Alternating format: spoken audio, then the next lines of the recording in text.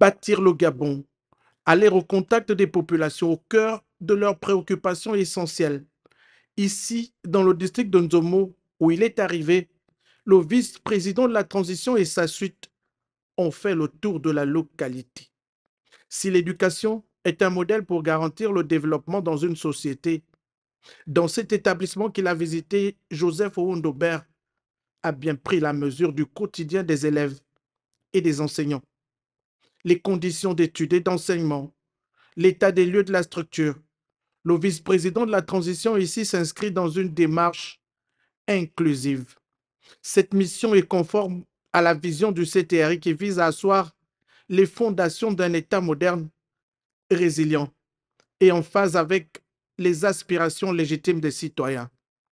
Aujourd'hui, le vice-président de la transition en appelle à un nouveau contrat social dans cette contrée de l'estuaire pour une nation revivifiée, un contrat social qui préserve l'essence même des valeurs et l'intégrité du patrimoine national. C'est au terme d'une série de consultations interactives avec les différentes composantes de la population locale que le vice-président et sa suite ont quitté le district de Nzomo.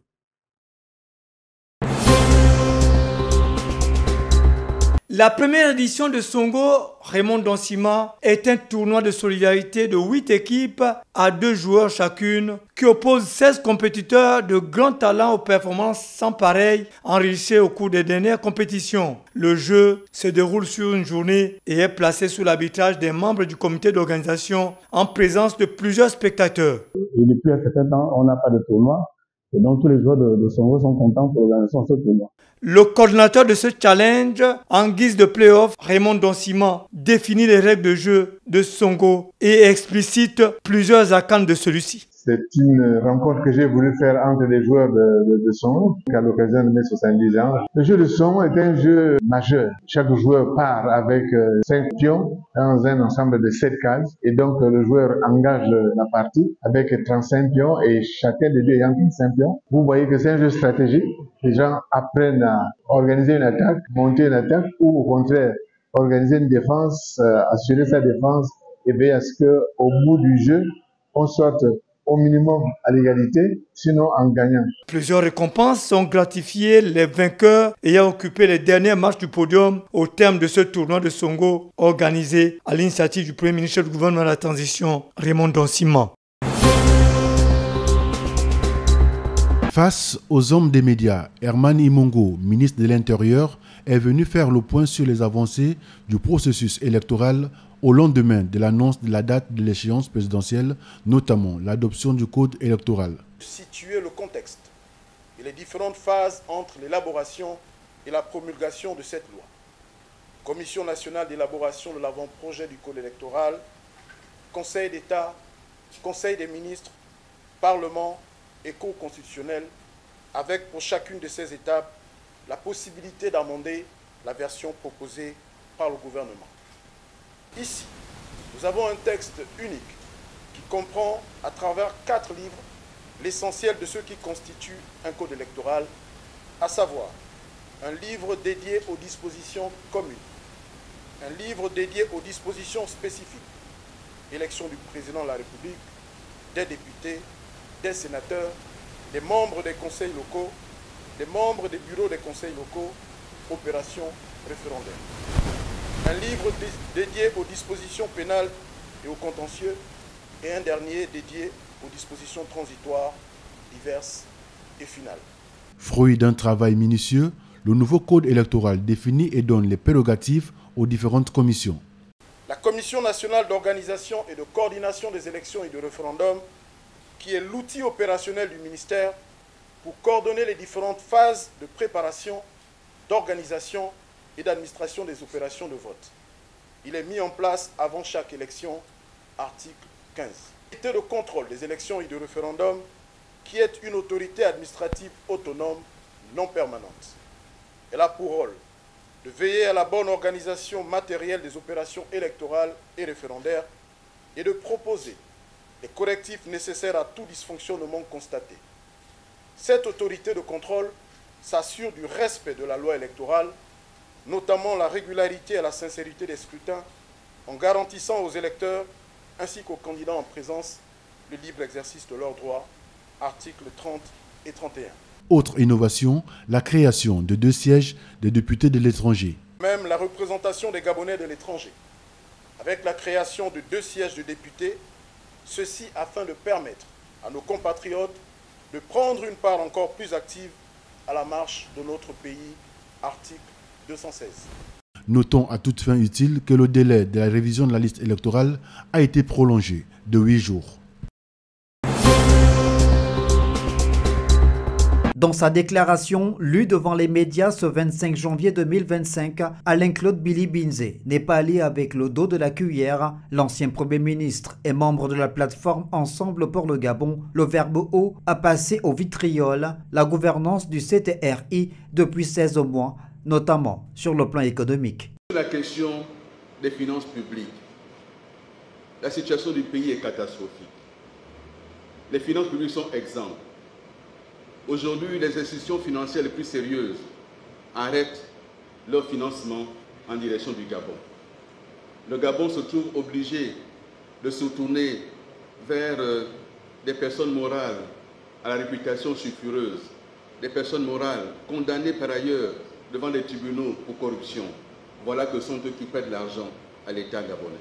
Sur la révision du code électoral, Alain-Claude Billy-Binze dénonce le texte législatif adopté par le Parlement remettant en cause les conditions de transparence requises dans le cadre de l'organisation des prochains scrutins électoraux. Ce code électoral, alors qu'Ensemble pour le Gabon et d'autres forces de notre pays avaient fait parvenir des propositions demandant l'exclusion totale du ministère de l'Intérieur dans la gestion des élections. On nous fabrique un monstre à 3 têtes. On ne sait pas qui fait quoi, qui dira quoi. Et c'est le ministère de l'Intérieur qui assure l'autorité de tout cela. Autant dire qu'avec ce code électoral que nous rejetons totalement, autant dire qu'on demande au renard de s'occuper du poulailler. Quant à sa participation à l'élection présidentielle du 12 avril prochain, mystère et boule de gomme. La décision à prendre nécessite une réflexion approfondie entre la volonté d'incarner une alternative possible, la volonté de constater où en est le pays, le changement à apporter et les circonstances dans lesquelles cela doit se faire. Nous devons donc examiner cela à froid. Et je ne me déroberai pas. Dans quelques jours, dans quelques semaines, au plus, lorsque j'aurai mûri ma réflexion, qui a largement été entamée, mesdames et messieurs, avant le 12 mars 2025, vous connaîtrez ma décision. À 3 mois de l'élection présidentielle au Gabon, le temps semble comme s'accélérer. Un parfum de pré-campagne musclée flotte dans l'air.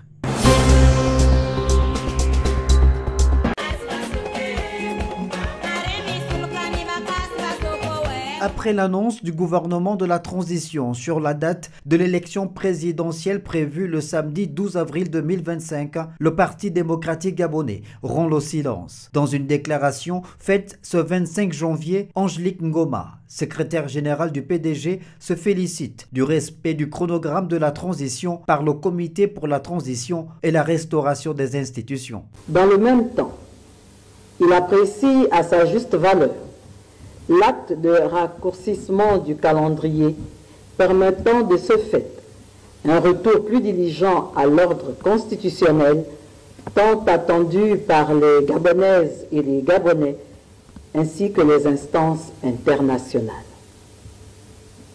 Cette échéance capitale survient à la suite du référendum constitutionnel du 16 novembre 2024 et l'adoption de la nouvelle constitution de la République gabonaise à une écrasante majorité, sa promulgation le 19 décembre 2024, ainsi que la révision du code électoral, son adoption par le Parlement de la transition et sa promulgation à la suite de la saisine de la Cour constitutionnelle pour vérification de conformité.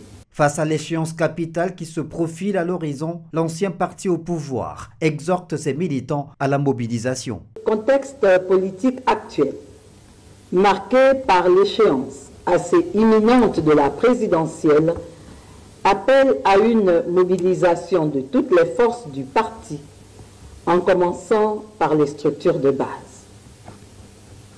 L'importance de cette élection commande à tous de s'impliquer d'ores et déjà en vérifiant son inscription sur la liste électorale et, le cas échéant, à se faire inscrire pour ceux et celles qui ne l'ont pas encore fait. Notons que le PDG dit donner sa position et le choix de son candidat à l'élection présidentielle du 12 avril prochain au moment venu.